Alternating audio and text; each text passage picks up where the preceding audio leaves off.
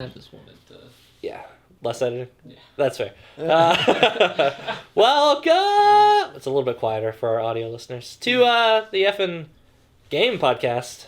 Effing Gamecast? Yeah, effing Gamecast.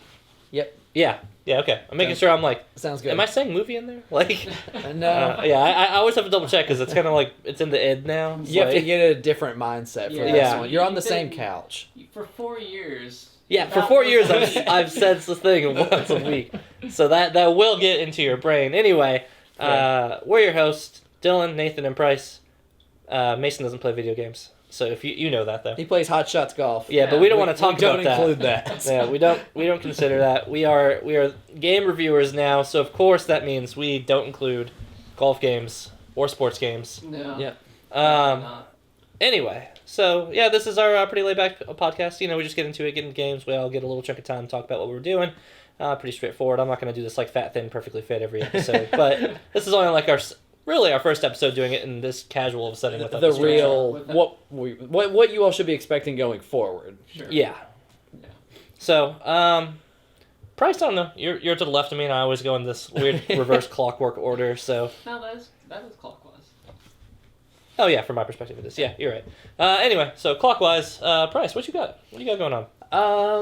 So I do want to say one thing before I really get started, that I do want to make an addendum to my top 5 games that I played last year. Oh. Okay. I totally forgot that Monster Hunter Rise came out last year. Yeah, it did come out. I don't know when I thought it came out. I didn't really think about it, but then I saw some reviewer talk about it. I was like, shit, I love that game. I put like 100 hours into it. Monster Hunter Spider-Man. Wow. Yeah, I loved it. Yeah, with the grapple hook. Yeah. It was so good. So that's easily on my top 5. I'd probably knock out like Rune King or something on there. Okay. But that's beside the point. Grappling hooks make everything better. Check out always. Halo Infinite review. Yep. We don't have that. So lately, nothing really has came out so far this year. Not really. So just been going back and playing some backlog games. I played Graveyard Keeper on Nathan's behest. I asked him for tips. I got about 10 hours into it or something. I saw the grind, and I did not want to do it.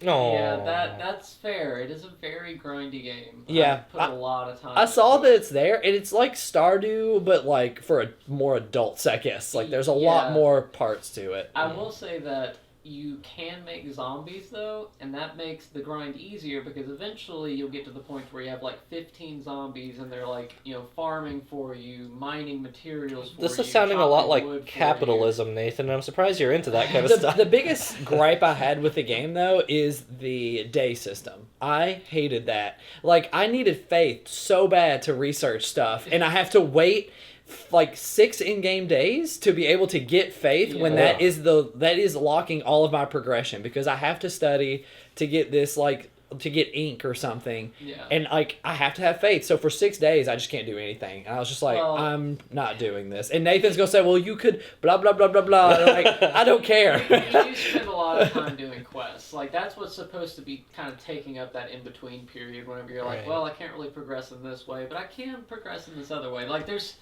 game, especially if you have all the DLC, which I don't know if you bothered to do that. If you do that, the game is staggering and just how much there is to do, and you never feel like you have enough time to get it all. Well, to continue this tirade against Nathan, I did finish up Loop Hero. I beat the second boss. Again, just like Graveyard Keeper, I saw the grind, and I was like, I don't want to do this. I didn't want to do... The thing that got me about that one, though, is like I didn't like all the mouse movements I had to do. Like, you have to go to the bottom of the screen to get each tile you want to place, and then drag it to where you want it to go, and it gives you like plus 2 HP. I'm like, that's just... I know it's lame, but like I just don't want to go through all that. You have to do hundreds of runs. I just wasn't about it. I don't know about hundreds. Okay, 50s of runs. There you go. Oh, maybe. And you only got to the second boss. I beat the second boss. So you didn't get to kill God or anything like that? No, I did that in Persona, so I don't have to deal with him. Maybe that's why your faith crisis in the graveyard thing is you didn't get close enough to God to kill him, so that's why you're being punished in... So those are just games like I bit off a little bit, didn't want to finish. But the big ones I want to talk about, one of them is Death's Door, if anybody has played that.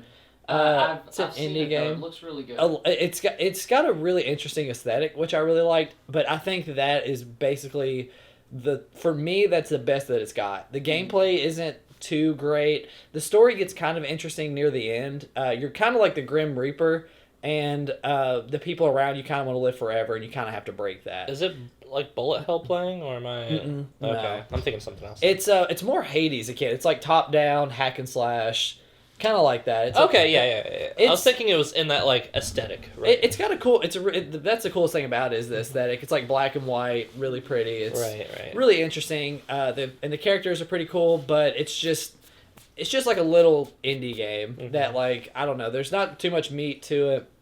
$10 would be the max I'd want to pay for it. I played it for like 8 hours and beat it. It was fine. I mean, I didn't like particularly love my time with it or anything, but it was enjoyable enough to play. But the second one that I'm finally getting into a year late is Resident Evil Village. Yeah. Finally playing that, and Kelly's watching me the whole time while I've been playing it. So that's been really fun. We've had a super good time playing it. It's a good spectator game. Oh yeah. Yeah, it's got a spectator element. That's the cinematic games always tend to just end up watching somebody play it on YouTube rather than playing it myself. See, if it's a franchise that I'm playing it. But yeah, for sure, there are other games where I'm like, I'm not into this, but I'm sure like I would be fine watching this just to be.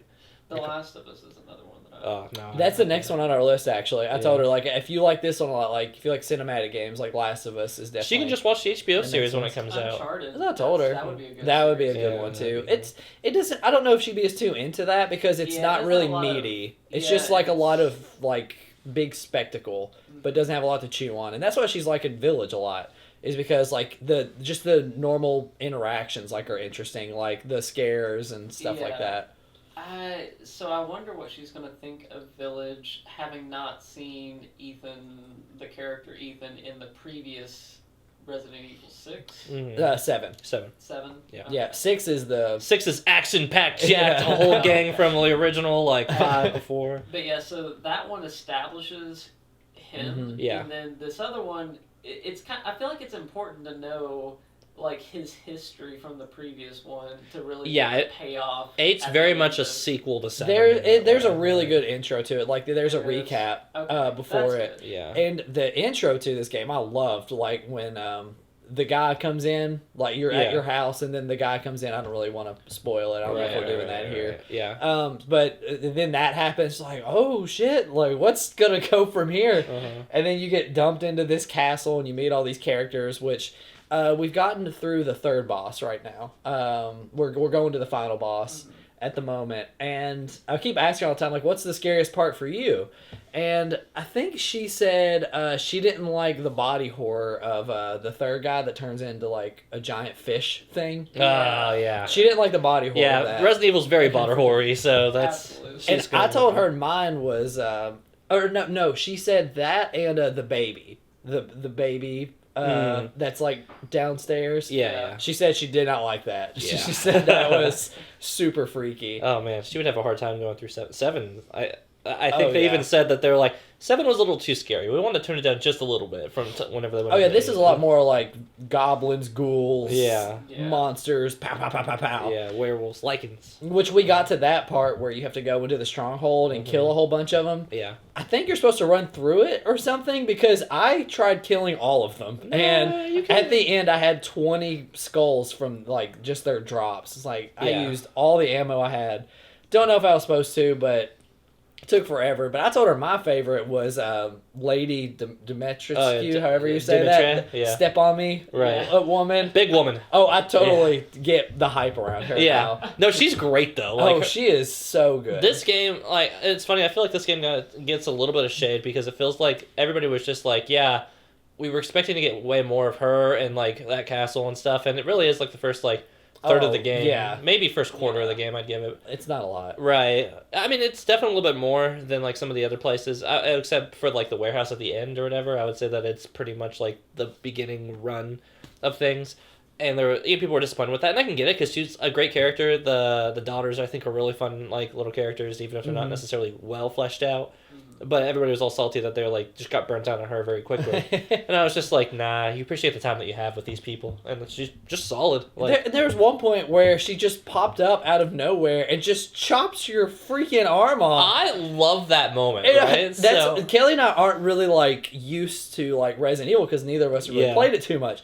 So she chops your arm off, and you're like, oh crap! Like, am I dealing with this the rest of the game? Only having one arm. Yeah, like and then just hanging on the switch. And then he takes his chopped off arm on the handle, puts it back on his arm, douses it with some magic oil, and it just works again. And Kelly and I were just like, come on. Well, we find out later it's less about the antidote, more about Ethan. That's why I like that. That's why works. I was saying, like, I feel like knowing the first one makes the second one. Does the seventh one explain why he's able to do stuff like that? No, it's actually the eighth. It all wraps in eighth. The seventh one. Yeah. Oh, okay. So like, we haven't got to that yet. Right. Like it retroactively explains, which I think is an underrated storytelling device, right? Retroactively going back. It can be done poorly, but in this case, I think it's done very well. No, this is like it made the seventh one seem so much more interesting. Right. And here, so I laughed so hard at that scene in specific too. That scene is hilarious to me because. So I was playing through with Mark, right? So because we were playing through, we always play through on like Resident Evil ones together, and of course, like Ethan's hands just take a beating when you're first person. Like especially in the castle, it's getting stabbed, you get impaled by hooks, you rip those out, you do his hands should just be like meat flesh at that point, right? At this point, so literally, I don't know this scene's coming. Neither does Mark. And I'm just like, he puts his hand on there. I'm like, thank God. The one hand he's got good going for him. And it literally gets cut off. And like, I have to pause the game. I am dying laughing at this moment. And I was just like, why? Leave my hands alone. It's the first person and they're all like gods. And then he's just like, puts it back on. And I'm like, oh, come on. But the scariest part for me, which I really liked, was in that castle. We were just like trying to figure out how to get out. A lady, whatever, knew that we were there. And we were just going up some stairs, random flight of stairs, and then she just pops out behind a corner, which I love because a lot of the times when the camera's taken from me, I know something scary is probably about to happen. I kind of get in that mindset. There's a sense of cinematic suspense. When she just pops out of the corner and just swipes at me, like that scared me more than anything. Yeah. That freaked me out. No, I give so much credit to the world to what they've done with Resident Evil since 7. Because 7 and 8, they've done a true return back to like the horror roots of it. Because 5 and 6 were just so 5 was my jump on point. Dude, 5 with Chris Redfield, the punching steroid guy, and the boobied whatever her name is. Sheba. Yeah, Sheba. Yeah, character you will never see in the Resident Evil franchise. Oh, we had so much fun. We played the Mercenaries mode, which is like zombies all the time. Like it's a totally different game. Oh, no, yeah. It doesn't even feel like it's in the same franchise. And the fact that it's a mainline title. Like, it would be like, I don't know, if you're looking at Final Fantasy, and it's just like, oh, actually, this is perfect for you, Price. If, like, you leapt in at 15, and you've seen turn-based classic, classic Route 1, and this one is so... I played those, though. Mainstream... No, I played the old ones. You didn't play 7 all the way through, but... No, I meant the old ones, like 1 through like 6. Oh, 1 through 6. Like I played those. Nobody gives a shit about those. I didn't play ones, any of the PlayStation ones. Yeah, the culture all starts from. Well, I don't know. 6 up is a pretty good start actually, but I've had the 7 remake for like a year, and I just haven't played it. It's embarrassing for you. I know. I really should because they say it's like 15's combat, which I mean it's serviceable. The combat is like insane in remake. It's I heard it's actually good. I wouldn't even relate it to 15 in that way. I think that it's like so much a step further. Like it's a big advancement in a good way for that. I need to play it. It's just I just haven't. Yeah, I know. I've started a bunch of games too that just haven't hooked me. Like I started Far Cry 6 and I was like, I just don't want to do this now. I played SMT 5 for a little bit. Far Cry 6 the most recent one, or is that the co-op one? 6. Okay, yeah. All right, so Far Cry 5 the one with one. Gus from Breaking Bad. Yeah, I didn't play that one. Everybody said it's just a Far Cry. Right, That's like all it is. I probably would enjoy it because I've always enjoyed Far Cry's from like 3 up, but something about 6 I just felt like it hit that monopolizing point of feeling too like they had a formula and they're just watering it down at this point instead of trying to do anything. They've just found their model. Right, and that's the product they ship. I don't support that. Right, like at 5, whenever they do the co-op thing with that. That being said, 5 with co-op is so fun. I never did that one. Oh, it's the equivalent of the Resident Evil 5 of this one. Far Cry really has gone a long way from where it started. Yeah. Oh, big time. Well, 3... Did any of y'all play the first Far Cry? No, I Where didn't. you had the malaria thing, you had to constantly be That was dosing 2. yourself. Was that 2? That was 2. That's the one I played, and Totally that different. game annoyed the hell out of it. I hated dealing with that whole malaria thing constantly. Well, 3 was the time that it actually like really hit. Yeah, that's when a lot of people. 3 jumped on, narratively had myself. a 3 is where I started, and 3 narratively was great because I mean Voss, right? Mm-hmm. Yeah, Voss. You're right. I was thinking Voss, Vaughn. Damn, Final Fantasy has ruined my names with that one. Such a great villain on that one, and then there's like an extra 20% that everybody forgets about, but whatever, we don't talk. It's about kind of like that Ubisoft problem though, because Ubisoft does Far Cry and Assassin's Creed, and we were talking about right before this that Valhalla is just really bloated, and it's just like they know what they want, and then they just made it too big. Right, like there's something to be said about a concise game that it feels like game studios really just started leaning away from. Like they're like, no, players want more. Like Agreed. AAA studios are. Yeah. Which maybe they've got metrics that they're going off, and that just formulaically works, but by and far it feels. Here's my overall running and I'll make this a really quick thought. It just feels like they found the graph of how little effort they can do while pleasing the absolute most amount of people and still having a positive image attached, right? And I hate games that are thriving for that little spot, right? Like Ubisoft is a terrible company about that. Yeah, it's because their game's not made for you. Right. It's games just made for this is like a general public gamer, right? Like it's not meant for people and it feels weird to say, oh, Assassin's Creed isn't built for video gamers who actually play video games, but I mean, really is. It's your people who play. Point, I mean, we're kind of at that point with video games where there is that the mass market side and then the more critical, serious. I mean, people who would even explore into indies where you got, and I'm not going to say casual because, of course, that's a trigger word for some folks in this community, but people who only play, mainline games as they kind of come out from the franchises that they kind of just enjoy, if you're a FIFA gamer. Like Pokemon, maybe?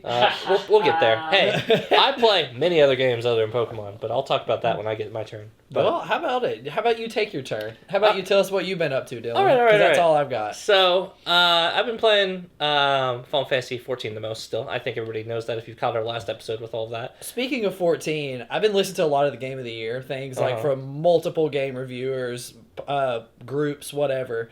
And every time I listen to one, if there's more than at least 3 people on there, one of them has played 14 and will die for 14. Yeah.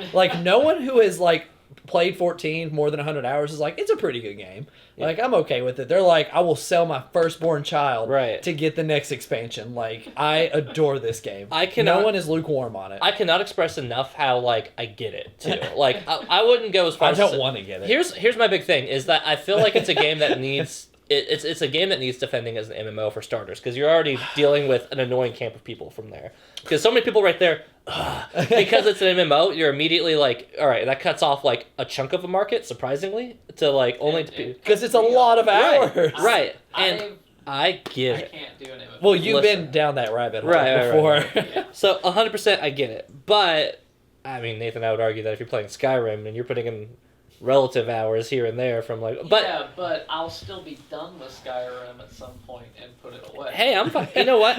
You know what I've realized though. Here's what I've realized. Having binged through from start to finish, since August until January, at this point, finally having gone through all their content, including Endwalker, is that if I played this game at pace, if I played this game as expansions were coming out and I just kept up to date with it, this game does welcome a period of sitting here and saying, okay, take your break.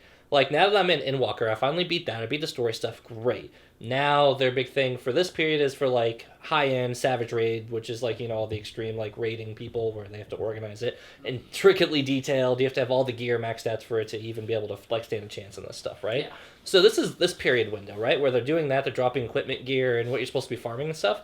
And I think that'd be cool, but honestly, I just don't want to put the time into it to sit there and grind it out. Because I know, given 3 or 4 months out from now, 2 patches or so, that armor's going to be a lot more accessible. And if you want to actually get into those at, an easier difficulty curve because of how much more simple and less of a grind it is, you can. But for right now, for the hardcore grindy gamer folks who really enjoy that aspect, this is your time. So for me, I'm on vacation from it. And I realize this is a really smart pacing that they've done. It feels again, as somebody who's only played a couple of MMOs in my time, but seeing the formula play out to sit there and say, take your break. If this isn't for you, take a break. Go play something else. They actively encourage it. Yeah, that's not how WoW works. No, WoW exactly. Keep you on that feed. WoW 4 years just beating your head against in-game content. So this is why I think that especially if you're talking to anybody, MMO gearheads or just regular casuals on it who are saying fucking play this game, is because of the culture that they put into it. Now that being said, I've had the grind from story quest beginning all the way to this part. And I've chosen to do that straight for like this many months. So that part has felt like a grind just because there is so much narrative stuff and to go through and things like that. But credit where credit's due, they've made it a really fucking good narrative. Like, main story, like the very base game is like, it's okay. But literally, you can, everybody is posting like Metacritic scores of seeing like and you literally see the numbers just keep going up with it, with the story. And I totally back it too. By like the tail end of the second expansion, I was just like, all right, I feel like this is worth my time investment. In the beginning, I was just like, okay, this is pretty cool. Let's see where it goes. I need to see, like, we're movie guys, so I'm like, I need to see how this plot starts to wrap. If it starts being stupid, then I'm going to be like, I don't want to fucking play this. But, no, it totally hooks you. The culture's good, and I've raved enough about it on our previous one, talking about just, like, the in-game culture itself is so positive. Like, I hopped on, I was just doing a raid thing for a couple of, like, you get, like, token resources that you can trade in for armor. So, I'm playing like a tank character right now, and so whenever I queue up, I get like the special ones because they're like, if you play a tank, we'll like give you extra. Yeah. So, which also a great little addition to sit there and say, hey, here's some classes that may not seem as sexy, but you're getting extra benefits from it. So I queued up, and I was literally just tanking for this one little run for the benefit. So I queued up with some randos, and just like they pop in, they're like, hey, how's everybody day doing? And just like a super casual talk, like. We went through and we did like 3 of my other players wiped and on like one of the first bosses because we were just having a sloppy run. They're like, fuck! And then like the healer was just like, huh, who knew who did that? And I'm just sitting there fighting the boss for a little bit, and they're like, tanks really are just absurd. Like, you could sit there and almost solo this thing with it.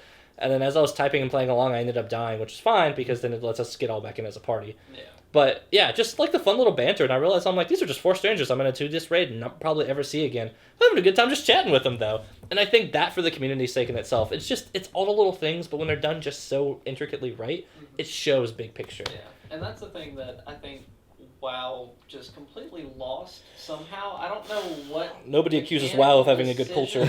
Yeah. But there was a time, I would say, when pickup culture in WoW actually still was pretty healthy, and like getting into those Discord groups. Well, it was before Discord. Ventrilo. Right. Ventrilo. Yeah, Vent. Yeah. I remember it. You would have a good time with a bunch of strangers. Oh yeah. But somewhere along the line, I don't know if it was just the fact that they let you start like auto queue for raids and stuff like that, or what decision they made, but they kind of destroyed that sense of community within their own game. I think it was when all the Blizzard employees started diddling women. Nah, they've been doing that for a while. They just didn't become a big deal. When the game was in a good state too. Right. Probably. I wonder if it had anything to do whenever they had some. So that being said, like, I'll wrap up my thoughts on Final Fantasy XIV by just sitting there and saying it just feels like they've clearly paid attention to the MMO culture and done a lot of hard work to sit there and say, okay, let's go this way instead of this way. Let's not make this mistake and learn from this. And I think that they've just done that so right. And for it being like just a Final Fantasy title, if you pretend away that it's not an MMO and go for just like the base, like the overall story, because Endwalker wraps like a 10-year arc of like from base to like now, the overall arching story on that, so good.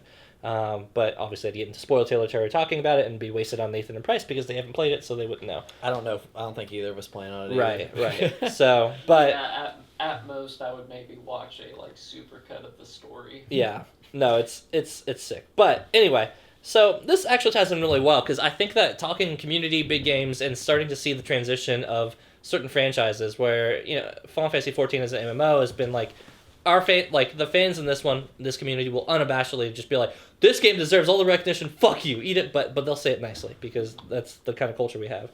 Now, the other culture of games that I play, the other games I've been playing, is Pokemon.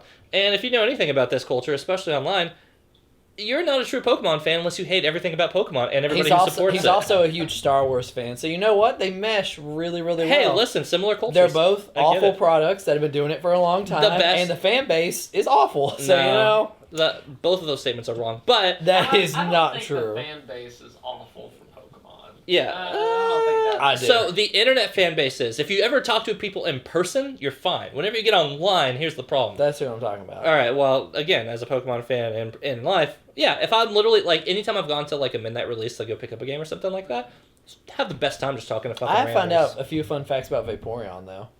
We don't talk about that here. So, that's not, just don't. So, anyway, what stroked my interest on this one was somebody posted on What stroked you, Dylan? was many people and things over years. But On Reddit, so on the Pokemon subreddit, because I like getting mad and having my blood pressure raised for no reason, it seems. Somebody says, You are a Pokemon fan. What's your current interest for Pokemon Legends Arceus? So for those who don't know, Arceus is going to be one of those games that they're trying to do very much away from like the traditional model. They are going But open the traditional world model is still going to be there, so let's make a that clear. little bit. So yeah, so the turn-based a little bit, but that's not one for one. Okay, if we're talking traditional model, we're sitting here and saying, you start the game, you talk to your professor, you have a rival, you go through all 8 gyms, or trials if it's the one time or Sun Moon where they try to do something a little different. But if you think that this model is going to replace no. Ruby, Sapphire, Yellow, no way. I'm not. But hear me out. So here's the thing, right? My whole point is I still don't know anything about what Arceus is planning on doing. Oh, it's a neat concept. You should at least see like the little 4-minute video that they've put out recently. It's very different. Yeah. So okay, and now he admits it's different. See, Price just wants to be a contrarian per usual. I'm saying it's like a spin-off. It's just going to be like Pokemon Mystery Dungeons or whatever. Or you could also say like the Pokemon Let's Go games that they put on the Switch. Right. Those were the best Pokemon game they've ever made. Delightful. Really. They had in-game content. Like they were great. They had the little bit of the overworld stuff with the Pokemon being out and about. They had me so hyped for where Pokemon could be going on the Switch, only to just get crushed with what they made afterwards. Hey, give it time. They'll probably do like a Let's Go Johto or something. I don't know. But anyway, so hold me to my point. I'm not going to hear the contrarian press on this one. He doesn't spend enough time to be knowledgeable. He's bubbling and then repeating what he knows. I'm not bubbling. I know the community. I know Pokemon. I know what it is. So, all right, with Legends Arceus, right, you're just immediately claiming it's going to be a Mystery Dungeon or things like that. But Mystery Dungeon never got a huge release title like this, all right? This is objectively their main title that they're putting out of this one. We have remakes for Diamond and Pearl, sure, from a different company. This is Pokemon company strictly specific. Like this was them pushing this out. So anyway, to that whole point. So for those who don't know, they're trying a lot of new things with this one. It feels like they're, for a while people have been saying since Breath of the Wild, man, I'd love to have like a Pokemon set in this kind of style. And this is their rough attempt. Am I saying it looks perfect and great? No, but they're trying something remotely new. There's a lot of different mechanics here. Is the camera still on? You had a face. Yeah. Okay. I moved that camera. Just the noise the controller being made by the mic. Oh, okay. So, anyway, trying to do something not as strictly formulaic. Looks pretty interesting for what it is. Set in like a before time of all of this stuff. So it's set in like this historic time to get away with variants and regional things and all that. Right. So, trying new things, which is always what people are always bitching about. Like, okay, people are bitching about everything. Let me make it clear. Pokemon fans, especially online, one fan will say that they want this, another fan will bitch that exists in the first place. So there's no pleasing that, and I understand that. But universally, we have said we would love to see them try a little bit more, push an envelope, wider world, stuff like this. And they've done it slowly with like the wild areas in like the past game or two. But this one feels very connected to that concept, right? It feels like this is the one where you're like, all right, here's the theory we've been practicing. Now here's the game that finally makes sense for all of it. So I wanted to just read through some of these comments just because I wanted to see what the vibe is on this one. And the first comment starts off by sitting here and saying, personally, I'm interested in the game, but I want to see more gameplay and reviews before buying. Okay, fair. Reasonable thought so far. That's definitely going to be my approach. Yeah, same. Because the open world feels empty from the trailers, and that is usually a symptom of a not-so-good level design. Also, if the story is more developed than one of the last games... Alright, so let me pause and clarify to say that story has never really been Pokemon's biggest strong suit to begin with. But the thing is, though, they have stories, though. They do have story. And all right. Sword and Shield had the worst story. Yeah. I don't know, the last one I played was X and Y, and, like, you meet a X god and Y guy. was a little sloppy. Black and White was great, though. Alright, so... I would say, to me, Sword and Shield was the worst because the world was as linear as it could have ever been. Yeah. It was never more linear than it was in Sword and Shield. Yeah, no, I agree. It's very straightforward. Some of the gyms, at least on one part, got a little bit flexible. So that was like a nice nod back to the original. But point is that sure, the games, listen, even I would say Black and White, which I think is its most creative and risky storytelling, is by even other game standards is like, okay. Like, I'll own that and sit there and say that, like, story is not... There's attempts, but it's never, like, an excelling point in this game. They care way more about the gameplay being upfront while you're playing this rather than the ongoing story that allows you. But there's a lot of text in... So you do have to pay attention to the story. And I care about some of, like, the deeper lore stuff and things like that. But, listen, I'm not saying it's not necessary, nor am I not saying that it's not important. I think that, yes, it'd be great to have a great story in Pokemon. But my point in here is so far the franchise, and especially the fans, are like... let's just start with getting new game elements first before we start complaining about the nitty-gritty. But the thing that gets me, though, is that some companies know what their game is excelling at, and they push that, and other stuff they kind of just do others. Like Guardians of the Galaxy, the story and everything on that is amazing, and then the gameplay they know is not that great. So they don't do as much of it. They pay more attention to the story, which I wish Pokemon would do the opposite. So, listen, I'll be the first to go on my way. This is a franchise that I love for a lot of reasons, but I am not blind to its flaws in understanding that Pokemon Game Company is one of those companies that continually feels like when they try to push something new, it's somehow they start taking away some of the other things that they've learned is good and tuning it down or going worse or just outright stripping it. And that's a big problem I have with the company overall. That's Nathan's big problem. Right. I've just cut ties with exactly, it. Right. Because, I couldn't be more of a fan of Pokemon, really, up until I just got fed up with it with these last He had a living Pokédex, people. Yeah. That's a lot. All of them. So, other comments on this thread are, there should be another option. I'm gonna buy this shit, but I'm not counting on the days or anything like that. So, he's referring to there not being a Legends other, Diamond and Pearl, right? And how there's always a 2-4, even though it's roughly the same game with a couple months switch, and that's it. Yep. It's just 3 or 4 Pokemon. Right, 3 or 4. It's There's just to make people. I feel like the idea for this, a lot of people think, oh, it's to make us buy both copies of the game. Mm-hmm. No, it was so that you and your friend would feel compelled to trade with one another. That's always the reason they've done that. It was a good everybody's idea got early enough on. Money now to where they just buy both games, Right. and they don't have friends that play it with them, so that's just what they do, and they think, oh, they're making us buy 2 games. So, they're not trying to do that. Right. I'll admit nowadays, though, that concept is a little less endearing as it was when it first came out with Red and Blue and stuff. That one, oh, yeah. I really liked. You had that to get that cable. Yeah, you had to get the cable. Center. You had to listen. I loved it, dude. It was fun though. I was super like, this fun. was a great idea. And I'm like, wow, and it gives me a reason to not just sit there and Pokemon's in grind yours, it. and now it's in mine. Sick. Right? You literally saw it go through the cable in the game. It was super cool. Nowadays, I do feel like that there's a little bit of a line for it to be a little. It's a little cash grabby at times, but notoriously, a lot of people have not liked it later in this point in our career. We're now being accessible and together, and I think people would just rather grind Pokemon and play them against each other, and not have to care to have 2 different versions. Well, I want this Pokemon, but it's on this other fucking game that's just the same game for the same price. Make the games half the price of a full game if that's going to be the case, then, right? Which would be a fair argument, but most people complain that now there's 2 of the same game with just various few differences with it. And this person's saying that is the second one of the second highest rated comments on here. So that's just again, Pokemon fans being like, I don't like this, but a lot of other people like this for some reason. And they're being really quiet about it, I guess. Somebody's going on about, what was this comment? I feel like this was the other one I highlighted. I'm almost at the stage of losing interest. I don't know if they were making an awesome game like Arceus portrayed it as, but as if it were the answer to the 13-year-old plus player base. But I would release every new variant mon, release tons of gameplay. We've been listening all these, and we finally did this. Should be really the message that this game is trying to put at. But now a big part of me is just thinking that they have nothing to show for it, and it doesn't seem that interesting. So, yes and no on this comment, right? Because it feels like this is going to be something where we're finally trying something new. The concept we've been trying, wild area, open world Pokemon, we're finally pushing this into the big model of this game. And I think I agree with him on that. But then people talk about open worlds not feeling empty at times and stuff like that. We've only gotten trailers. I'm sure there's a handful of Pokemon that can't be shown in these trailers because they want you to just bump into it whenever you're out there. Oh, cool.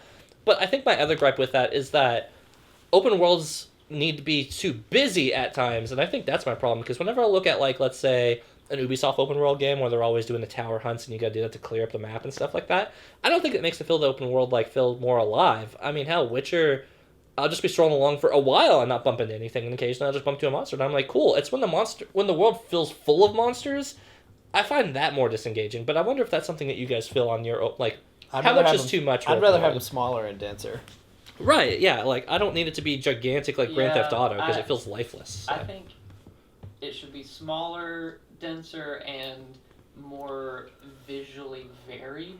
Yeah. My concern was seeing what I had seen of Arceus is that it's going to be big, open, empty forests that are not visually interesting. Right. So at that point, who cares if it's open world because you just have a bunch of wasted space here. Mm-hmm. And if they're going to go off of what they did in Sword and Shield with those open areas, those areas are not cool. And they ran like shit on the Switch. Also, too. they run really poorly. There's not like Pokemon Company is strangely behind the times in their technology, but also unoptimized on the times. Yeah. The the open worldness of a game and the sense of exploration and discovery relies on like being able to find interesting things and cool locations. None of that is in Sword and Shield's open areas. It's not interesting. The items you find on the ground are not any different than any other Pokemon game has ever had. It's just like, oh, there's a Pokeball on the ground. Oh, I picked it up. It's a freaking XP share or a revive. Yeah. Or, it's just a piece of garbage item that I don't feel in any way was rewarding for me to have tracked down. Make it look like a crystal. Like that's make it look like a revive. Make it it's the tiny little things that it feels like that's like some of the laziness with this stuff. But so overall, my point on this one, I guess I would sit there and say, looking at like the comments on it, it feels like there's a lot of people who are understandably lukewarm to just outright negative on it, and I feel like that's the part that really gets me at the end, because it feels like, all right, they're doing something. Am I saying it's recklessly creative? Is it like game changing in a way? No, but compared to its usual formula, it's definitely a shift away from like that stuff. So here's my take on that I think is going to be frustrating. Mm-hmm. On the one hand, it's probably going to suck, and people aren't really going to buy it. Mm-hmm. And then on the other hand, they're going to assume that means that they shouldn't have done that. Well, they only want the same one game, boys. That's what we've learned from the statistics. That's what they're going to learn from exactly. it, and they're fucking wrong. And that's right. That's my total gripe point on that one. It's just like that's the thing that's frustrating, is it feels like I should buy this game just to be like, hey, it's okay. I just need to move your meters. Right. Try new things. Keep doing that. But I'm just not going to do that. Yeah. But anyway, that's my rant. That's Pokemon. That's Final Fantasy. More for you next time on that one.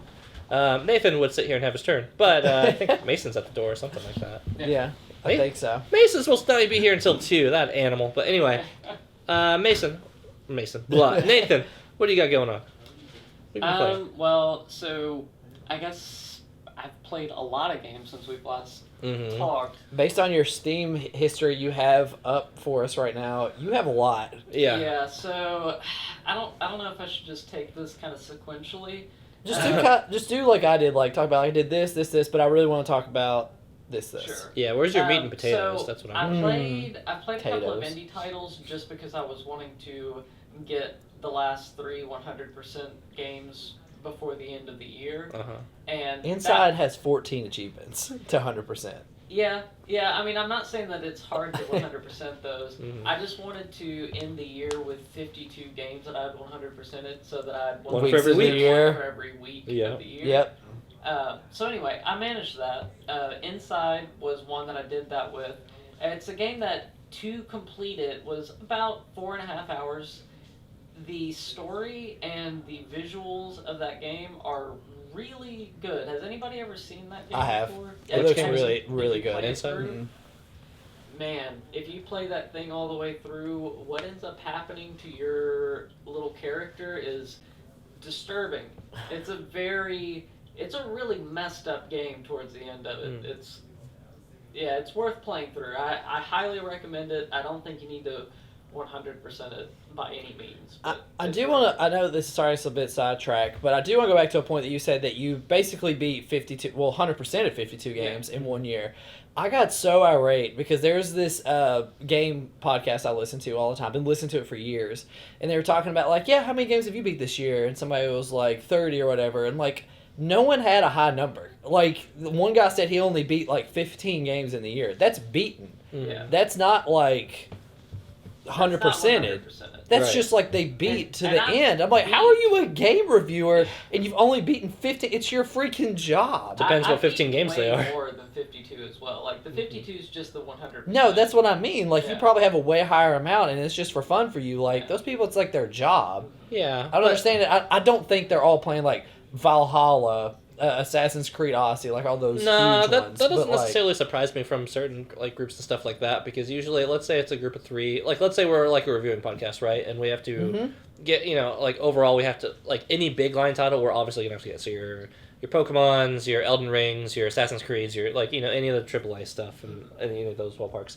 So we probably simultaneously split those up. We probably all 3 maybe don't. Maybe we do if we all really want on board with it. But overall, like if you said 15 games last year, hell, I think there's probably looking at the Game Awards, there's probably only like 9 to 10 that were AAA out of those ones, and like a good handful of those were indie nods or like, indie studios or something like that. So then it should be easy to get more than that. 15 doesn't feel indie titles. And right. There were a lot of really good quality indies that came out. Right. 100%. Like Fall Guys. Yeah. Why is that the one you picked? Nathan just said yeah. No. So, and speaking of just beating games too, that was 2020. This also. year was true. the year that I went through and played all the Assassin's Creeds post Brotherhood. Damn. So from Black Flag onwards, I played all of those this year. Was Black Flag your favorite? Black Flag's really up there. I liked the one that took place in Britain quite a bit too, with the train. What's the multiplayer one? I forget that name. I don't. That's not the gangs one, is it? Yeah, it's one with gangs. Yeah. And honestly, like it probably. Oh, the brother sister gang. Unity, maybe. No, Unity is the that's the co-op one. Okay. That's the only one I've played other than one. That one's dumb fun. Unity, that was in France, right? Yeah, it's France. Yeah, I played that one this year too. Yeah. Damn. I played a lot of Assassin's Creed. Can we all get Unity for Dirt Cheap and count my 100% because they didn't even have achievements on Steam. Right, yeah, Unity was like a multiplayer game that was just nonsense. But real talk, can we go get that game and play it multiplayer? That was like really dumb fun. Yeah. I would be up for playing some more of it. It has to be like Hollywood too. She's played it more than I did. That has to be like a $5 game right now. There's no way there's something too. I don't know. Give me the keyboard. I'll figure it out. It was pretty cheap. Yeah. But Anyway, so the other couple of games that I 100% of this year was the Emily is Away series. I didn't do the third one yet, but I assume neither of you have ever even heard of these games. No, what's this game about? Dylan, you would absolutely enjoy these games. Wasn't sure which way he was going to go. I thought he was going to say hate. Yeah. If you had the same experience I did senior year of high school. Oh, you don't think I did? So, this tracks. All right. Banging all the prettiest bitches in school. I was too cool. Right. Here's the situation. I was going to ask what the premise is. Emily is Away is about you're just playing an AOL chat room. Not chat room, but just like an AOL chat. Right. You're just instant messaging back and forth with a couple of people, and it's just a story that plays out through these instant messages. Sure. And you play it through like the course of your high school year, or I think 2 is just senior year. So it's like, your different semesters of that year. And in 2, the characters will send you links, and those links, if you click on them, actually open up like a Emily is Away version of YouTube where it plays like Senses Fail. I was about to say, if it plays Taking Back Sunday or anything like that, I'm in. 12 times over. I mean, it literally, one of the characters is really into like alternative rock, and the other one's into punk rock, and they send you this stuff, and you can be like listening to it and like looking at like people's comments and stuff. Yeah. There's also a version of MySpace on there that you can like read about the people, and it matters to read about them because some of the things that you can talk to them about are relative to that. I actually really like this concept already. I'm on board. I'm going to put this on my wish list. It's not long. Yeah, I was about to say, I see you having 0.8 hour and then 3.5. The first one is free, by the way. And it is super short. It doesn't take any time to go through, and it doesn't have like the links and stuff. The second one is like the evolved version of the free concept. The third one, which again I haven't played yet, is based on Facebook Messenger instead. That tracks. So I was about to say we in college now. I think it's a similar concept of just like you're talking to some girls online and trying to, I guess, ultimately have a relationship with one of them by the end of it. But it's all just like chat room stuff. But it was a pretty fun little like nostalgia trip. It has like all the audio stuff too, so as far as like that AOL Messenger sound effects back and forth and everything, like it's just a pure nostalgia trip. I found it very satisfying. That sounds fun. Let's see. Other than that, I played a little bit of Assassin's Creed Odyssey. I went through a huge block, as I've said, of playing pretty much all the Assassin's Creeds last year. And I held off on Odyssey because I was like, I played them all back to back And I was just like, okay. You Final Fantasy Completed 14 Origins. these Assassin's Creeds, right? Yeah, I completed Origins, and I was like, I'm going to take a break finally. I'm getting back into it now, playing through a little bit of Odyssey. I wish I'd picked the female character, because I think the male character's voice actor is not good. Yep.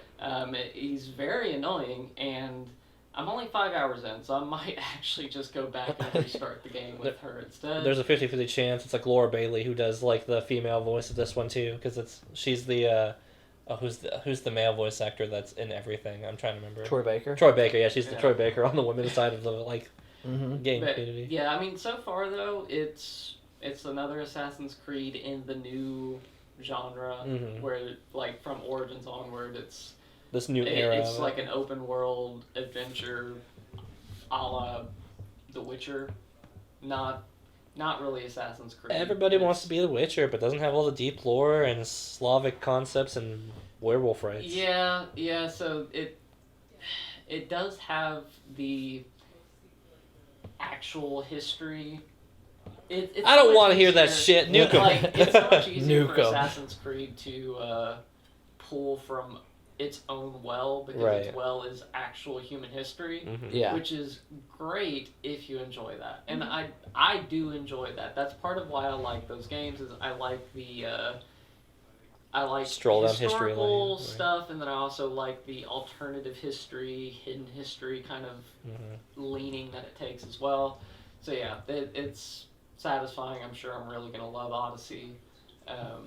I've also still been playing Baldur's Gate, the original. Gosh. I've completed it. I've played 50 hours of this game. How much text have you read in those 50 hours? Not as much as I would have expected for a Baldur's Gate game.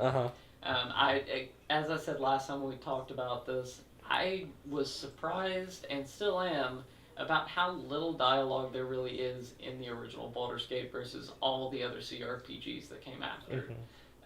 That being said, I'm now into the expansion that was made by the people that did the enhanced version of Baldur's Gate. So it's a continuation of the story past what was actually done when the game was originally produced.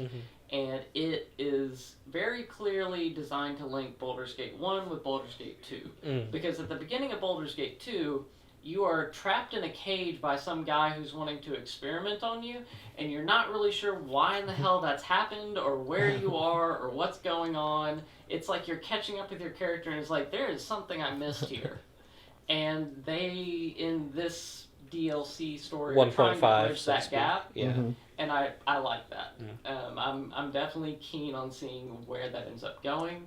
But it's also, it's fairly difficult. I'm doing a lot of dying and restarting right now. The Baldur's Gate series especially, I mean, really any CRPG. God, they're the difficulty on those things are like, insane. There's a hotkey queue to quick save. Use that a lot. Yeah. Do it a lot, because you're going to Every action, every turn, every do this. Oh, didn't mean to put that many barrels of oil out there. As soon as you fight a monster, quick save. Yep. Every time. Because if you manage to kill it, good on you.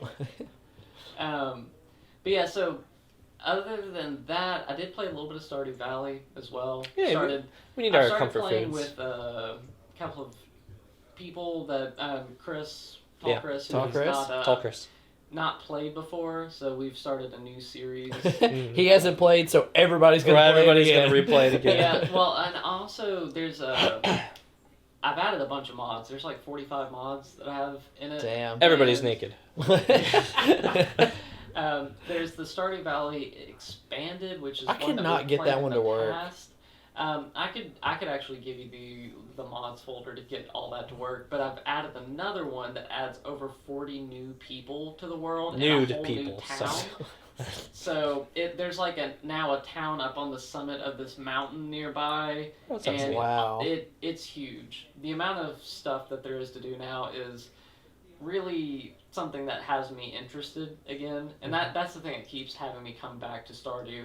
You could say the same thing about Skyrim almost, except Skyrim, whenever you come back to mod it, it's just like, oh, I'm making it look better, or I'm adding in like this area that these people have been working on for the past 5 years to try and add, original Oblivion into Skyrim. It's like, that's neat, but it's always just this buggy, broken mess, Frankenstein of a machine. It's like, oh, I can just take this visual tour where I walk around and I look and just like, oh man, look, it looks so much like this old game, except I can't really do much of anything here. Right. There's not really any compelling reason to be a part of this. I'm gonna put this dishwasher onto my lawnmower. Like, it's just such a so but the difference here is that Stardew Valley and its modding community adds meaningful, interesting, engaging, good, well-developed content. Right. So that is a much more compelling thing that the modding scene can get you back into a game. Graphic fidelity does a lot of work for that as well too. I mean,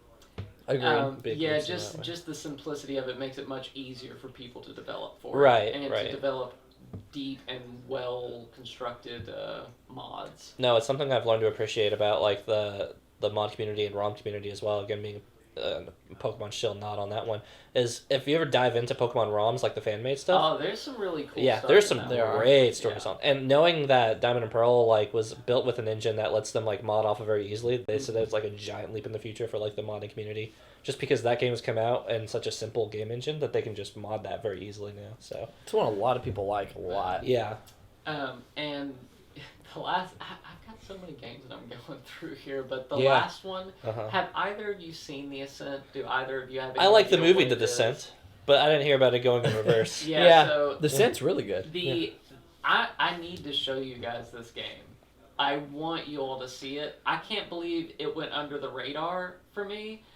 This is Blade Runner meets Diablo in a dual stick shooter, and it is a feast for the eyes. It is gorgeous. It is the best looking Blade Runner inspired video game I have ever seen. I will pass. Cyberpunk somewhere. Cyberpunk can really just go away at this point. This one is what it should have been. It's so impressive to look at. Can you play it and put the footage into our most recent review coming up on Perfect Blue? Yeah. I mean, it's I know we don't do amazing. that anymore, but sometimes we just do. Now, I will say that gameplay-wise, it is just a twin-stick shooter. Right.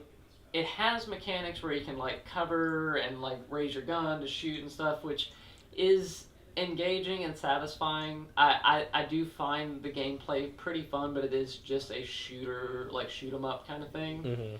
Mm-hmm. But really, I'm there for the visuals, and I will say, too, I'm not really there for the story. Because so far the story is kind of... I didn't know you were a visuals guy. Ooh, that's weird. Right? No, it looks like it has like a Mass Effect vibe by like the look on it, like a very aesthetic on that. I feel like I just need you to see... I was about to say, show me like a little trailer. A video of it or something. Yeah, show me up on it. Yeah. Give us a peek. We're watching it on mute. Oh, never mind, it's not really muted. It doesn't matter. Flag us, Daddy. We don't care. It's audio. You can't do anything. A dash of Diablo with healthy dose of turn-stick shooter. Donkey. So the thing that this does that takes it away from being just a Blade Runner lookalike is it's set in the future, of course, but in space with alien races, which I think gives them a reason to have different variable enemy types. Right. Because otherwise your enemies are mostly just going to be humans. So that's where I'm feeling this Mass Effect aesthetic from, is the alien. Yeah, so that's your Mass Effect aesthetic, but this is so heavily inspired to the point of being like practically lifting material from Blade Runner. Right. Do you play as all these people, or? So your character you can customize. No, I saw multiple people. Oh, it is multiplayer. Yeah. Oh, okay. Yeah, and it's local multiplayer as well. Right, I was about to say. That's cool. Dove into just yet. But we're trying to play a board game. We could be playing this later. Game completely just went under the radar on me because twin sticks typically tend to go under the radar, though. I feel like the crazy thing is it was near the top of the top sellers on Steam for sale, a little while. Yet somehow I just was like, whatever, it's another top selling some kind of shooter game. I'm not going to care about it until I realized it wasn't a first person shooter. It's just a twin stick shooter. And it came out last year, 21. I don't know when it came out. I'm just curious. I have not heard anything about it. Yeah, 21. 21. Well, it was shortly before I started playing Final Fantasy 14, so I was already looking at playing. You were in the mindset. Yeah, I was looking at trailers, telling myself, should I actually just get into this game? Yeah, the trailers of 14. That world beautiful. Is oh yeah, it's so nice. Yeah. So that one has sucked me in very quickly. I feel like I need to reiterate though, I don't think the story's very good. Yeah. I think the voice acting's really bad. In the games like this, it really doesn't need to be though. If I'm being honest, Yeah. every time I've ever played a twin stick game, I've just been fine to sit there and be like, It's all right, just like, the action's good enough. It just gives you enough of a reason to be like, hey, you need to go to this AI center and change ownership of this. It's got interesting concepts. Like there's SI, which are some kind of built-in intelligence for property ownership. Uh-huh. So in this world, It's an NFT. owning owning land is basically like telling the AI that controls that land, hey, I own this. Mhm. So you can hack it and be like, yeah, this is ours now. It's just like capitalism, According baby. to the computer, it's like, yeah, all right, this is yours. Sounds I'm like in an charge of NFT. this, and you're in charge of me. So it sounds like what Zillow is doing to the real estate market right now. Effectively. No, we own this house now. What? Yeah. Yeah, I know how much your house is worth. Why? Because we're going to buy it from you. You are? You're going to be happy with it. I am? But yeah, that pretty much wraps everything. That Pretty much. That's Pretty a much. lot. 6 games later. There's honestly a couple of other games that I play, but I don't feel like I need to talk about everything. Meanwhile, I like Pokemon. I'll play something a little bit more engaging. I got a handful of games on Steam sale recently, so Same here. yeah. So I'm gonna start grinding through those finally because now I don't want to do high tier rating. Yeah. I picked up a bunch of VR games that I'm really looking forward to cracking into here soon. I don't know where my VR headset went. Ooh. I know, it's about a $500 investment. That seems like something you want to keep I don't up know with. where it's at. Yeah, there's a game called Demio that I'm really looking forward to trying out. It is like it's tabletop Dungeons and Dragons Mm-hmm. Ooh. in VR Ooh. with card mechanics. Oh, okay. I like both of those. All those sounds really fun. You know, the only And problem I have with it you is can It's play with, VR. Yep. you can play with other people, and you also have like this virtual basement that you're hanging out in, playing together. I love all Oh, of this. that is neat. However, you're looking at the for our Yeah, there's a lot going on with this because they also have like a roadmap of content that they're adding. Right. Like the virtual basement space is eventually going to have like stand-up arcade machines where you can like play other games at the arcade. Oh, you can play like and, Pac-Mans you can and all Street kind of be Fighters. hanging out in this VR space together, and then like go over to the main table and actually play the game, or Right. just be hanging out doing other stuff. It's the kind of experiences that I want out of Yeah, VR. So, 100%. Like, I just want to be able to do what I would normally be able to do before COVID ruined everything. So, yeah. I 100% back and love everything about this, except for the platform that it's on, because VR has not come to a point where me, as a glasses-wearing, motion sickness fav and stuff, Yeah, the motion sickness, like it's too much still.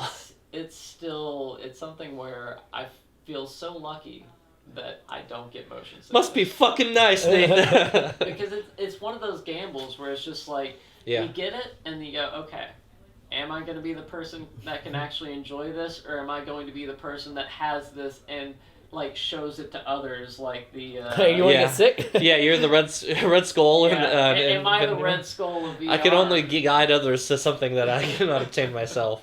Well, make sure to go check out Demio, guys. That's our plug. We are not sponsored by them in any way, but if they want to sponsor us, hey, that'd be cool. Let them Yeah, know. why FN not? Podcast. Just shouted them out. They'll know who we are. So, anyway, that's our show for today, everybody. Make sure to... we're on Spotify on this one, Yeah, right? we're on Spotify, Spotify and YouTube. yeah, and on YouTube. Oh, yeah, we're on YouTube as a general consensus with that one. So make sure to always check us out on YouTube. That's where our real butter is getting breaded. Yep. Other way around. Yeah. And if you're on Spotify, make sure to give us that thumbs up. Give us a little favorite. I don't know if that helps us at all with our metrics, but yeah, just, I hope you enjoyed it. At the end of the day, that's what it's all for. It's all for, well, mostly us just to re-listen to our own voices when I get bored and we just play it in the background. But anyway, guys, that's our show. Make sure to tune in next week. We're going to talk about more video games, probably. Yeah, we will. Yeah. Okay, probably. All right. I'll have a new 15 games. To talk God. about. See you then. Make sure to tune in over to YouTube channel at FN Podcast. Bye-bye. Bye. Bye. I need to go get food.